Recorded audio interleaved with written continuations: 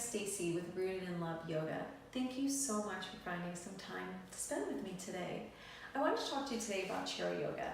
And if you are like me, or the way that I used to be, I'm no longer like this, not at all, is you probably think first thing chair yoga, probably thinking about the elderly, right? Thinking about senior citizens, thinking about people who are pretty frail.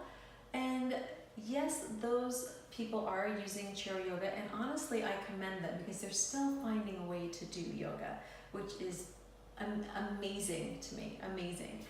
But I want you to think of chair yoga a little bit differently. So like I said, I kind of had a similar concoction in my head about what chair yoga meant until I actually took a chair yoga class, and then I realized actually it's pretty challenging, and it's pretty fantastic, all rolled up into one. I want to show you how, if you're either new to yoga or if you've been doing yoga kind of on and off for a long time, or if you've been doing yoga forever and you're really great about yoga, I want to introduce to you a way and an opportunity to be doing yoga in places that you wouldn't normally think of. So again, especially for beginners, I think this is really a nice segue into yoga. A lot of us feel like, okay, I want to do yoga. I really think that that would be great. I'm sold. I get it. I'm on board with all of the benefits that yoga has, but I have absolutely no time to do yoga.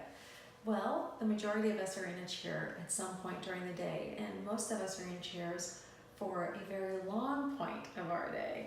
So this chair yoga practice is something that you can incorporate pretty much into everyday life. You can do chair yoga, like I just said, if you're sitting at a desk all day. You can do it on an airplane for those of us who travel a lot. You can do it if you take your dog for a walk and you sit at the bench for a couple of minutes. You can do it while you're watching TV, maybe during commercials and stuff. Just finding some time to get some stretches in. Something's always better than nothing. So I really hope that you will really just kind of look at chair yoga in a different way and give it a chance. I honestly believe that you're going to start practicing some poses every day, honestly, and you're going to be grateful for having chair introduced to you, which, as I am, I'm very grateful for it. And I'm such a huge advocate of it. I recommend it to almost everyone. There are very, very, very few people that I meet in my everyday life that I don't think it would benefit. So I'm going to tell you a couple different types of ways that we do chair, and a little bit about my videos. So the very beginning videos, really it's going to be just more along the lines of me just kind of showing you some things you should do. Not necessarily, oh, follow along with me for this practice. I'm just really going to, kind of come to this in the sense that you're just looking for a couple of new things to do, a couple of ways that you can incorporate yoga into your everyday life. And I'm just going to kind of quickly show you some things. I'll also give you some tips about breathing and about kind of really making the practice your own, diving more into rather than just 5 minutes. But even if you're just starting at 5 minutes, that's a start, and that's amazing.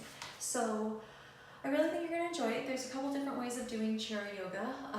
One of the ones that we're going to probably just start off with most in the beginning is as though you're sitting at a desk, as though you're sitting in front of a computer all day long, and you really just need a little break from looking at that computer, and you've got a couple of minutes that you can do some stretches. So that's one way of doing chair yoga.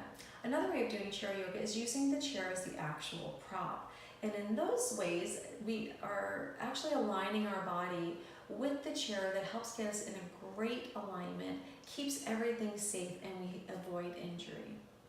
The third way of doing chair yoga is actually getting up off the chair, not being on the chair at all. Maybe just using the back of the chair as you're finding balance poses in particular. So you're able to, I'll show you examples later on, but if, let's say you're going into tree pose and you have issues with balance, which a lot of people do, you can actually hold on to the side of the chair, which is going to help you with your balance, and then as you build your balance, then you can actually remove the hand from the chair. So I really hope that you will honestly just give chair yoga a chance, because it's fantastic. Like I said, you can do it anywhere, you can do it everywhere, and I'm a huge, huge advocate of it. I think you're honestly going to love it as much as I do. Thanks so much for joining in. If you know anybody who might be interested in this video or any of my other videos, please direct them to my website, which is www.rootedinloveyoga.com, or you can always follow me on social media, Instagram, Facebook, all the good stuff. It's just at Rooted in Love Yoga. Thanks so much. Bye.